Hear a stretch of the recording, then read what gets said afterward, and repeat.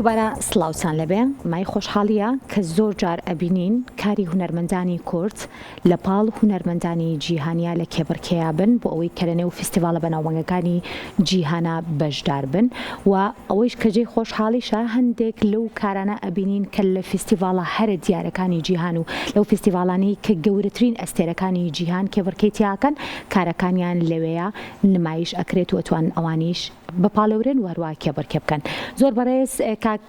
کارزان محمود کەیکێک لە موزیسیان و لە هونەرمەندە هەرە دیارەکانی کوردە و خاوەنی چەندین کاری زۆر تایبەتە لە ماوەی ڕابردووە کاری بۆ یەکێک لە فیلمەکان کردو کەویش کاری میوزیکە بەڵام ئەم کارە ئەوەندە تایبەتە تاوەکو ئێستا توانیوێتی لە بەشێک لە فستیڤالە گەورەکانی جیهانە بتوانێت بەپاڵەورێت وارووا کێبڕکێ بکات و لە ئێستاش جایەکێک لە کارەکانی پاڵێوراوە بۆ خەڵاتی ئۆسکار بەڕێزیان لە ئێستەیە لە ڕێسکایپەوە ڕاستەوخۆ لەگەڵ من و گفتوگۆکەین دەربارەی بەشێک لەو کارانەکە کارزان سڵاوت لێبێ و ئەم کاتت باش بێ. ئەم کاتێوەش باش. زۆر سپاس بۆ تۆ هەستێکی چۆنە بەشێک لەو کارانەی کە ئەبینین کێبڕکەیەکەن لەگەڵ بڵێم بەشێک لە کارە جیهانیەکانە و بێگومانم کە هونەرمەندانی کورد هیچیان کەمتر نییە و بگرە توانیان زۆر زیاترە ئەگەر دەرفەت هەبێت لەگەڵ توانای بەشێک لە هونەرمەند و کەساتی بەناوبانگەکانی جیهانە. هەستێکی چۆنە بۆ تۆم کارە لە ئێستاە لە کێبڕکەیە لە خەڵاتی ئۆسکار و لە بەشێک لە خەڵاتە بەناوبانگەکانی جیهانە؟ طبعا ئەوە ئارزوو بڵێن هیوای هەموو هونەرمەندێکە شتەکانی بچێتە ئەو شوێنانەی کە دڵی ئەی خوازێت و کارەکانی پێگەی خۆی دروستکە لە ناو ئیندوستریەکە و لە ناو مەجالەکە بەتایبەتی ئەم فیلمەش فیلمێکە کە لە زۆربەی شوێنەکانی دنیا بینراوە و لە زۆرترین و گەورەترین فستیڤالەکانی دنیا بە چاوێکی زۆر تایبەت سیر کراوە. ئەمە بەڕاستی بۆ من جێی زۆر دڵخۆشیە. باشە فیلمی تۆی هەنجیری پیرۆز ئەو فیلمەیە کە تۆ توانیوتە کاری میوزیکی بۆ بکەیت و لە ئێستا پاڵێراوە بەشێک لەو خەڵاتە بەناوبانگە جیهانیانە بەزەمێ پرسیاری ئەو بکەم کە ئایا کارکردن بۆ فیلمێکی کوردی یاخود بڵم کارکردن بۆ فیلمێکی جیهانی کە تۆ هەردوو ئەزمونەکەت هەیە چۆنە بۆ خۆت وەکو هونەرمەندێک کەسێکی چۆنە کە موزیکێک بۆ فیلمێکی کوردی دروستەکەی؟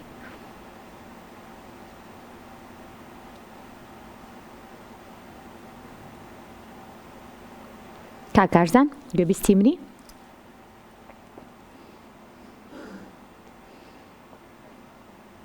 بەڵام وا دیارە کە لە ئێستا دەنگێمە باشی ناگاتە کاکارزان. ئەمێ ئاماژە بۆ بکەم کە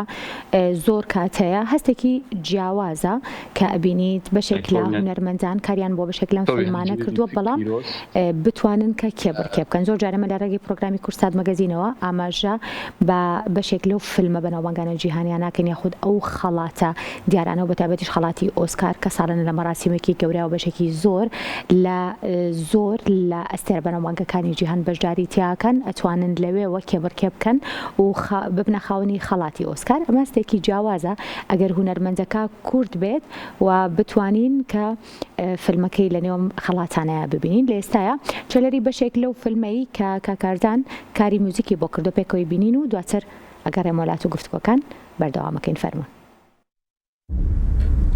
نصرت قبول باشه. خیلی بهت افتخار میکنم.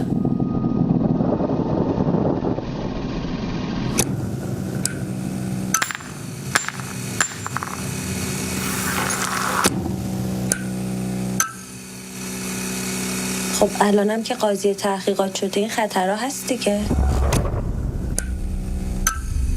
گفتم شرایط زندگی ما عوض شده باید خیلی مراقب باشیم. اینو بهم دادن برای حفاظت شخصی. برای چی؟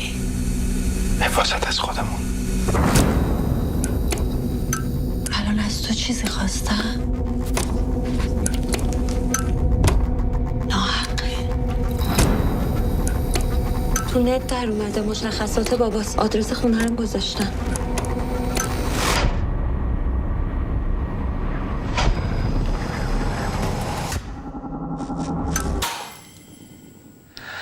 کاکارزان بەر لە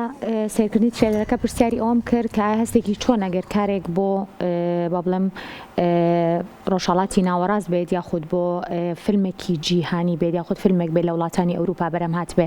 ئەم دوو هەستە جیاوازن لە کاتی دروستکردنی موزیکەکانە یاخود جیاوازێکی وای نییە بۆ موزیسیانێک لە ڕووە تەکنیکێکەوە هیچ جیاوازێکی نییە لە ڕاستیە بەڵام لە ڕووە ئەحساسیەکەوە بێگومان کە بڵین کارێک بکە لە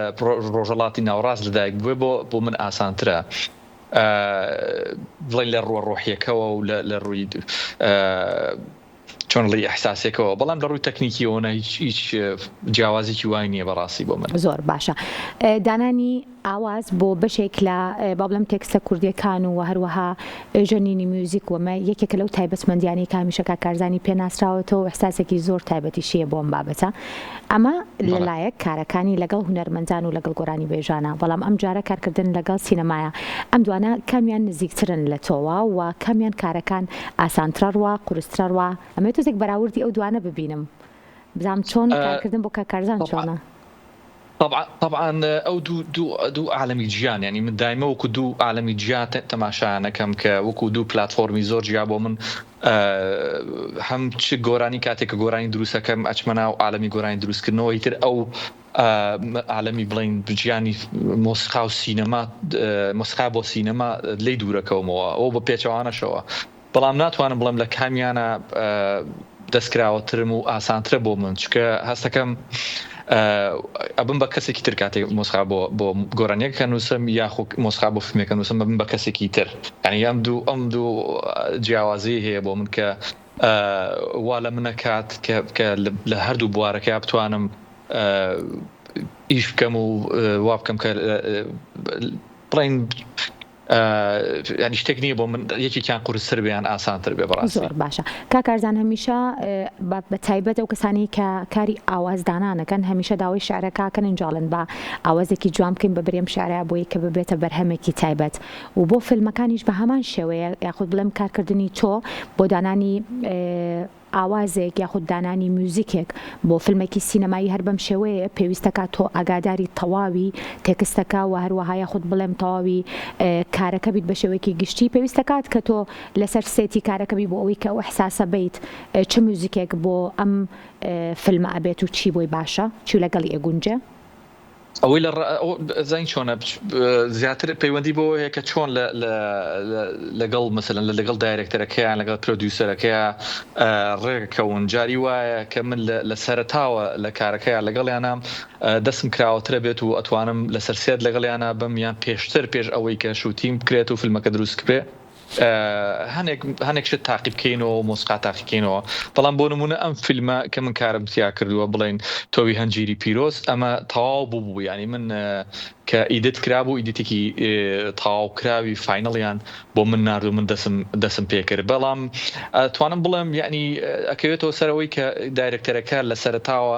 ئەزانێت چ جۆرە موزیکێکی پێویستە بۆ فیلمەکەی ڕسوڵۆفیش کەسێکی بە تەجروبەیە کەسێکی زۆر زیرەکە لە هەڵبژاردننی موزیکا و بە تایبەتیش لە باسکردنی یان لە تاکیدکردنەوە لەوەی کە چ جۆرە موزیکێکی پێویستە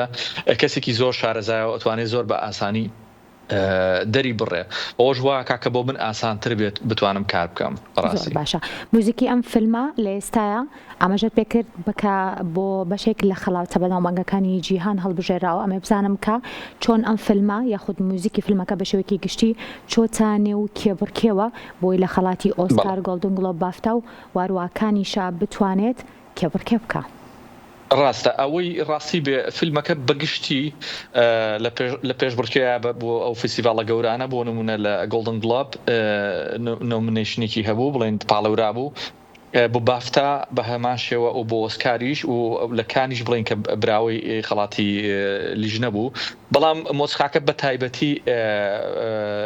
بڵین پاڵەوراوە بۆ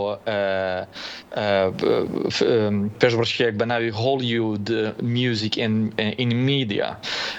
ئەوەش جێی زۆر خۆشحاڵیە بۆ نمونە لەوانی کە لەگەڵ منە بڵین نۆمنی بوون یان پاڵەورا بوون خەڵکی زۆر گەورن لە بواری مۆسیقای فیلمە بۆ نمونە هانزیمەر ئەی ئار ڕەحمان بۆ نمونە ئێلتن جۆن ئەمانە خەڵکی زۆر گەورن لە ناو مۆسیقای بەڕاستی و بۆ من زۆر جێی دڵخۆشی بوو کەم بەشێک بووم لەو پێشبڕچیە بەڕاستی. کاکارزانێمە هەمیشە هەوڵەین کە